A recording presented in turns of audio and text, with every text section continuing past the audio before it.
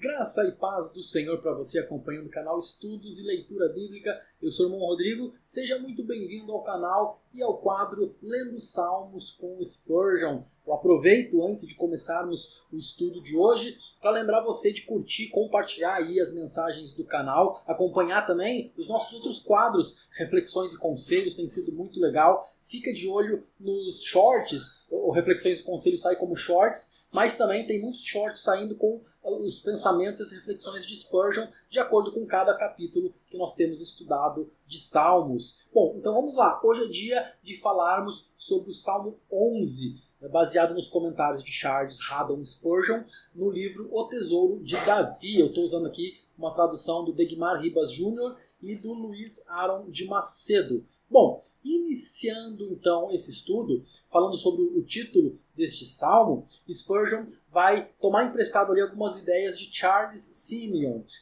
dando um contexto sobre o salmo, dizendo que Davi estava sendo caçado por Saul, que Saul queria tirar-lhe a vida, e muitos dos amigos de Davi, apavorados, preocupados com a segurança do salmista, com a segurança de Davi, aconselharam que ele fugisse a um monte onde houvesse ali um refúgio, um esconderijo que ele pudesse se safar de Saul. Davi rejeitou essa proposta e rejeitou qualquer expediente que denotasse fraqueza e falta de confiança em Deus. Ele queria ter confiança em Deus e determinou que descansaria na vontade de Deus e no que Deus tivesse para o futuro dele ali. Spurgeon vai chamar esse salmo de a canção dos imperturbáveis, por conta dessa tensão que Davi passa, mas ainda escolhe depender e confiar em Deus. Ele faz uma divisão simples desse salmo, onde os versos 1, 2 e 3, Davi descreve a provação de que foi alvo, descrevem a tentação que nos sobrevém quando nós passamos por dificuldade, por tentação, essa tentação de desconfiar de Deus, que no caso de Davi, atormentava ele grandemente. E nos versos seguintes, dos versos 4 ao 7, apresenta os argumentos em que ele encontra coragem, onde ele se sustenta para enfrentar então essas dificuldades. Entrando então no verso 1, Spurgeon fala que Davi, provavelmente em alguma ocasião ali dentro da corte do rei Saul, deve ter sido aconselhado a fugir. Essa sugestão foi encarada por Davi como uma quebra de fidelidade e como uma prova de covardia pessoal. Ele cita Neemias, Spurgeon no caso cita Neemias, dizendo ali sobre a dificuldade que Neemias passou também sendo mal aconselhado, enquanto ele tinha um propósito claro ali, a reconstrução dos muros, e que muitos, se fazendo de amigos, também tentavam levar ele para caminhos errados, para a covardia e para a desistência. Eu acrescento aqui episódios interessantes também de sugestões que vêm de amigos e que muitas vezes esses amigos estão sendo usados pelo inimigo, como Pedro, sugerindo que Jesus não tivesse uma morte de cruz, não sofresse, dos amigos também que foram conselheiros ali para Roboão, os amigos dele que eram jovens conselheiros, que tiveram conselhos diferentes dos anciãos e que levaram Roboão a uma guerra e a sofrimentos. Spurgeon vai nos colocar que esses conselhos que vêm de amigos, esses conselhos complicados, errados que vêm de amigos, são ardis de Satanás. Quando não pode vencer pela presunção, vai nos fazer desconfiar das coisas que estão acontecendo, desconfiar do próprio Deus. Então, no verso 2, nós temos aí o conselho que vem com uma força muito grande, com uma evidência que toca nossos corações e que pode nos fazer balançar a nossa confiança em Deus. Davi sentiu a força desse conselho, tendo em vista que os perigos eram reais, eram grandes e eram iminentes. Então, antes enfrentar o perigo do que mostrar desconfiança no Senhor, seu Deus. É o que Spurgeon nos diz em relação a essas propostas que chegam a Davi e que podem chegar a cada um de nós. No verso 3, os fundamentos da lei e justiça foram destruídos no reinado do injusto Saul. Então Davi interroga a si mesmo: que poderá fazer o justo diante desta situação, diante de um reinado, de um rei corrompido? Então Davi faz essa pergunta e Spurgeon sugere que a resposta é a própria contrapergunta, ou seja, que não pode fazer o justo. Se você confia em Deus, você pode sim enfrentar corajosamente os perigos, escapar dos inimigos e desafiar a injustiça que te cerca. Então esses 3 versículos apresentam o problema e mostram aí o início de uma solução, de uma possível resolução deste conflito. A partir do verso 4 até o verso 7, Davi então vai declarar a maravilhosa fonte da sua coragem inflexível. O Deus dos crentes nunca está longe, conforme a visão do salmista aqui. Acredito eu que Davi, com o mesmo empenho e força que enfrentava os animais que colocavam em risco as ovelhas, ele também enfrentava situações da sua vida, assim como foi com o gigante Golias e também com a perseguição de Saul, retratada neste salmo. O verso 4, então, inicia com: o Senhor está no seu santo templo. Então, Spurgeon vai aqui explorar esse primeiro trecho do versículo, dizendo que o Senhor está presente em todo lugar,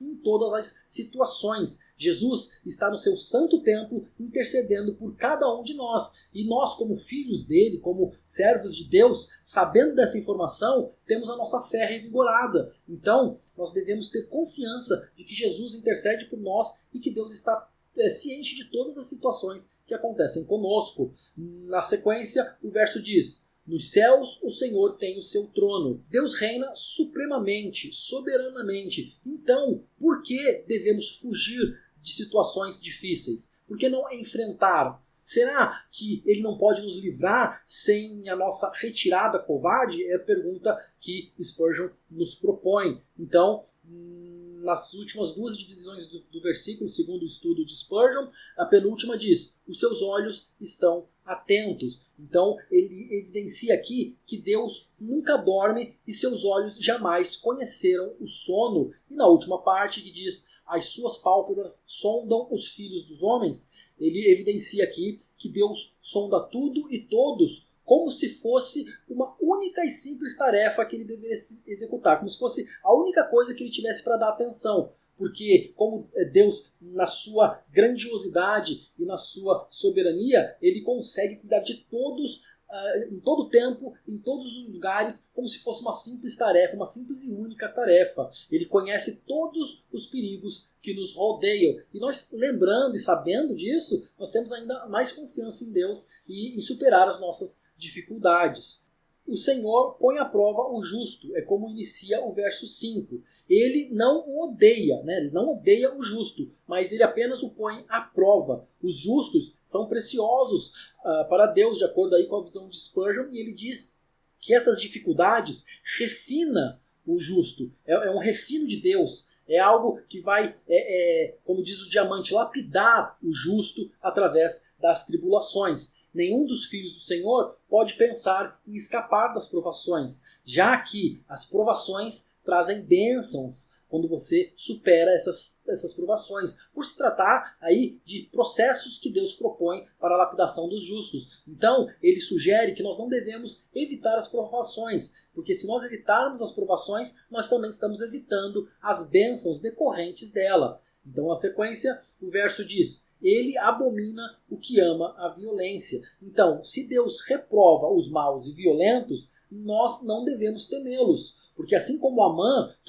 quando ele foi destituído do seu cargo, né, as pessoas que temiam ele antes sugerem levar ele à forca e acabam, então, esse acaba sendo o destino dos maus, que quando são destituídos de seus postos de poder, eles nutriram tantas inimizades que aqueles que antes o temiam, como ele não tem mais aquele poder, são os primeiros a se revoltarem. Então, no verso 6, nós vamos explorar a linguagem de terror que é utilizada para refletir aqui e para representar a ira de Deus contra os maus e a terrível condição dos perdidos no inferno. Então, a linguagem tanto do Salmo quanto do comentário de Spurgeon é muito dura, dizendo que uma gota do inferno é algo impensado, algo que é insuportável. Imagine então você se servir de um copo do inferno sem ter misericórdia de Deus. Conclui-se que é tolo temer a face dos homens, que logo serão embrulhos a arder no fogo do inferno.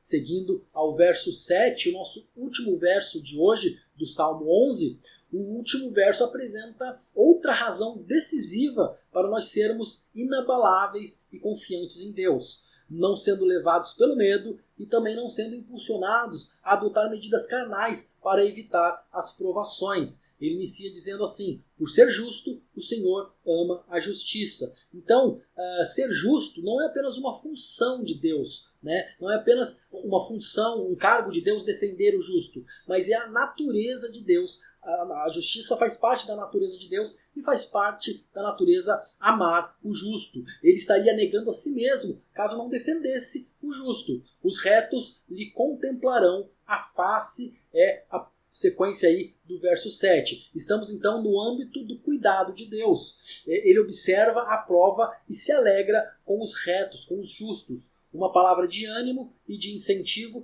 encerra o estudo de Spurgeon, que é baseada em Tiago 4,8 e também em Salmos 46, 7. Ele diz assim: sigamos a carreira proposta sem recuar. Não há lugar ou razão para a retirada, mas resisti ao diabo e ele fugirá de vós, conforme Tiago 4,8. E ele então vai falar palavras de incentivo. Avancemos, vamos, avante, avancemos em nome de Deus, pois o Senhor dos Exércitos está conosco. O Deus de Jacó é o nosso refúgio, fazendo menção a Salmos 46, 7. Esse, então, é a passagem do estudo de Spurgeon pelos 7 versículos dos Salmos 11, que eu sempre espero que seja edificante para você.